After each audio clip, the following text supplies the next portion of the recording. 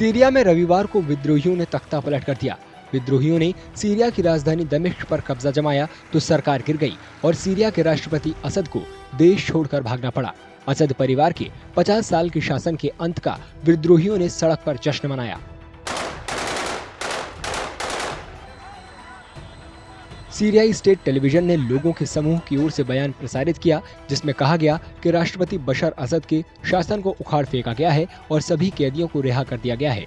रविवार की घटनाओं ने असद के करीब 14 साल के शासन को नाटकीय रूप से खत्म कर दिया, क्योंकि बीते लगभग एक दशक से गृह युद्ध में घिरा सीरिया तबाह हो गया था। Hayat Tahrir al-Sham, which is a group in the northwest, had taken lead along with the Free Syrian Army and several other smaller groups, had taken major towns, especially from Aleppo, Hama and Homs. And now the reports today have come that they have also entered Damascus, which means the capital. And some reports are indicating that the army says that President Assad's regime is no longer there. So it appears that President Assad has left the country and his regime has fallen as per the recent reports. रक्षा विशेषज्ञों के मुताबिक Syria में तख्ता पलट की मुख्य वजह इस साल शुरू हुआ विद्रोह, कमजोर हुई सेना समेत रूस और ईरान जैसे सहयोगियों से घटता सपोर्ट रहा।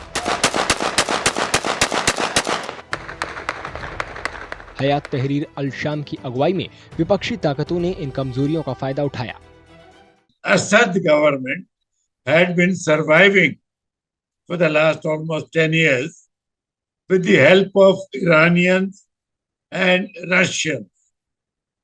So they have chosen the correct time.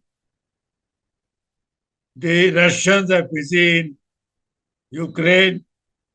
The Iranians have suffered heavy losses due to Israeli attack, and their proxy Hezbollah, which is in the neighboring Lebanon country, is also not in a position.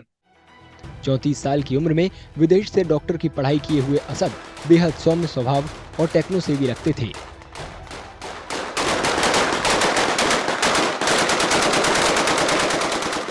साल 2000 के वक्त जब असद के शासन की Syria में entry हुई तो माना जाता था कि वे अपने पिता की छवि से उलट देश में कई बड़े बदलाव लाएंगे और संघर्षों को खत्म करेंगे। हालांकि 2011 के विरोध प्रदर्शनों का सामना करते हुए उन्होंने अपने पिता के क्रूर तरीकों को अपनाया और सीरिया को ऐसे गृह युद्ध में झोंका जिसमें कथित तौर पर 5 लाख लोग मारे गए और आधी जनसंख्या को बेघर होना पड़ा।